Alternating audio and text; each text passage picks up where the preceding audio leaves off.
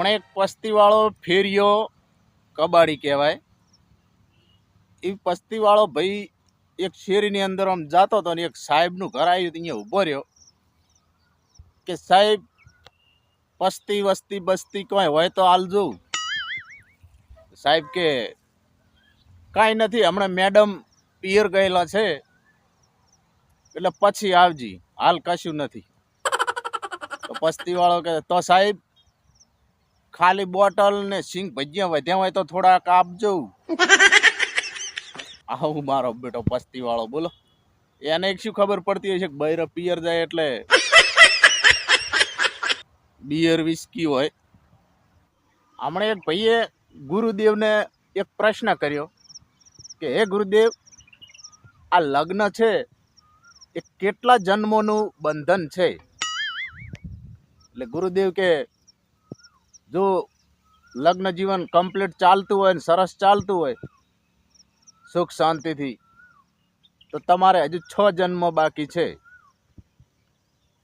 અને જો રોજ ડખાય અડતા હોય ને તો સમજી લેવાનું કે 6 જન્મ નીકળી ગયા છે, આ છેલ્લો જન્મ છે એટલે વેઠી લેજો.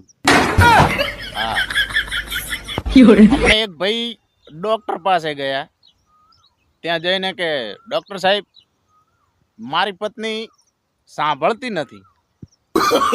ડોક્ટર સાહેબ કે જો ભાઈ સંભળાતું ના હોય તો દવા લખી આપું છું, અને બાકી સાંભળતી ના હોય તો તમે વકીલ પાસે જાઓ. હા, એ સલાહ આપશે. ગઈકાલે હું તો ફેસબુકની અંદર એક સુંદર છોકરીનો ફોટો આવેલો એટલે હું તો આમ આમ ઝૂમ કરીને આમ જેટલું વધારે થાય એટલું ઝૂમ કરીને આમ જોવાની કોશિશ કરતો હતો. અને ત્યાં મારે પાછળથી મારી પત્ની મારા ખભા ઉપર આમ હાથ મૂકીને આવીને બોલી કે બસ હવે રહેવા દો, ઓનથી વધારે લગતી નહીં આવે, જપી દો. ફોન બંધ કરીને ચૂપચાપ કોમે લાગી ગયો. બોલો. તો મિત્રો આવા ને આવા આગળ નવા ને નવા જોક્સ તમને સંભળાવવા જઈ રહ્યો છું, તો વિડીયોમાં બન્યા રહેજો. બની શકે તો વિડીયોને એક લાઈક કરી દેજો, ચેનલને સબસ્ક્રાઈબ કરી દેજો, જેથી મારા નવા વિડીયોનો નોટિફિકેશન તમારા સુધી સૌથી પહેલાં પહોંચી શકે. તો સાથ સહકાર આપવા વિનંતી છે. તો બન્યા રહો વિડીયોમાં નવા જોક્સો સાથે. આનંદ કરો, મોજ કરો અને ભરપૂર મનોરંજન સાથે જોક્સોની શરૂઆત કરવી છે. તો મિત્રો શાંતિથી સાંભળજો, વિડીયોમાં મજા આવશે. તો ચલો સંભળાવું આગળ નવા જોક્સો. મારું બેટું આ ફેસબુક જ એક એવી વસ્તુ છે કે જેની અંદર લોકો બીજાની પત્નીને લાઈક અને કોમેન્ટ કરી શકે, અને બાકી જો રિયલમાં અખતરા કરવા જાય ને તો બૈડા શેટ થઈ જાય. હા, કરતા નહીં. આ 10 દિવસ પહેલાની વાત કરું, મારી આંખો એકદમ સુજાઈ ગઈ હતી. તો એક મિત્ર મને મળ્યો કે બીજા દિવસે, એટલે મને કે હે લે ભાઈ, આ તારી આંખો કેમ આટલી બધી સુજાઈ ગયેલી છે? એટલે મેં કીધું કે રહેવા દે ને યાર, દાજા ઉપર નમક ના રેડીશ ને. મને કે ના ના કે નહીં યાર, કેવી રીતે સુજાઈ ગઈ આટલી બધી? મેં કીધું કે રાત્રે યાર પત્નીનો બર્થડે હતો અને મેં જ્યાં કેક બનાવવા આપેલી અહીંયા કેકવાળાએ ભૂલથી લખી નાખ્યું મારી પત્નીનું નામ કૃતિ હતું, અને કૃતિની જગ્યાએ કૂતરી લખી નાખ્યું. આખી રાત બુડું ચંપલે મને માર્યો. પછી હું જઈ જાય ને થોબડો મોડ મટ્યું. હાશ, કુંવારા મિત્રોની એટલી સમસ્યા છે કે જો બહાર નીકળે તો ગરમીની લૂ લાગે, અને ઘરમાં રહે તો એકલું લાગે. અને પરણેલાઓની સમસ્યા, બહાર જવાય નહીં, ઘરમાં રહેવાય નહીં, કચર પચર આખો દાડો. માતાના બસ. ગઈકાલે રાત્રે હું 3 વાગે ઓનલાઈન હતો, એટલે સવારમાં એક સગાનો ફોન આવ્યો. મને કે રાતના 3 વાગે ઓનલાઈન રહીને તમે શું કરતા હતા? એટલે મેં કીધું કે મારી વાત તો છોડો, પણ તમે 3 વાગે રાતના શું કોઈને અગરબત્તી કરવા ઉઠ્યા હતા? તમે ઓનલાઈન હશો તાર જોવા મળ્યું ને ભાઈ.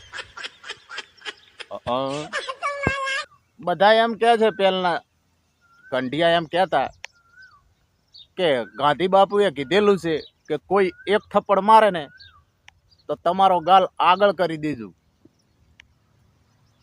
પણ એ ટાઈમે આપણે નતા હો, આપણે હમણાં જ જન્મ્યા. એટલે હું શું કહું છું, કોઈ એક થપ્પડ મારે ને તો પાછા પડીને 4-5 નાખી દેવાની. સહન તો ના થાય ને ભાઈ. હા, હમણાં એક કાકા એકદમ આમ રોમાન્ટિક મૂડમાં આવીને કાકીને એમ કે બેબી. કાકી કે જાવ ને, ગયા વર્ષે તો બાબો આપ્યો, હવે શું બેબી બેબી કરો છો? કંટાળી ગઈ છે. હમણાં સ્કૂલની અંદર શિક્ષક એક છોકરાઓને ભણાવતા હતા. એટલે એક છોકરાને ઊભો કરીને કે બોલતો છોકરા, સંસ્કૃત ભાષાની અંદર પત્નીને શું કહેવાય?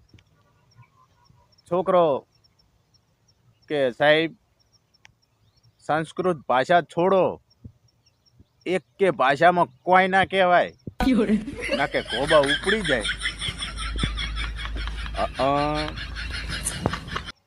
આ ફેસબુકની અંદર બધાના મેરેજ એનિવર્સરીના મેસેજો, રીલ ને એવું બધું આવેલું જોઈને મને પણ થયું કે લાવ આજ તો મારા દોસ્તારને પણ પૂછું.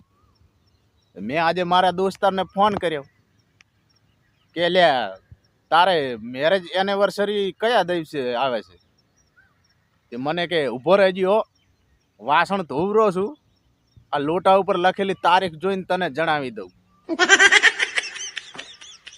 હવે આવી દશા બાપડાની. ઓલે કરિયાવરમાં બધા વાસણ નથી આપતા, એના ઉપર તારીખ લખેલી હોય ને, બિચારો ઈ તારીખ ગોતવા નીકળ્યો. બોલો. હા, તો મિત્રો વિડીયામાં મજા આવી હશે, જોક્સો સારા ગમ્યા હશે એવી આશા રાખું છું. અને બીજા વિડીયો આવશે નવા જોક્સો સાથે, ભરપૂર આનંદ કરાવીશ. અને આ વિડીયામાં મજા આવી હોય તો લાઈક કરજો, શેર કરજો, સબસ્ક્રાઈબ કરજો, ઘણું બધું કરજો. અને નવા વિડીયોમાં મજા કરાવીશ એવી ખાતરી આપું છું. જોવાનું ભૂલતા નહીં.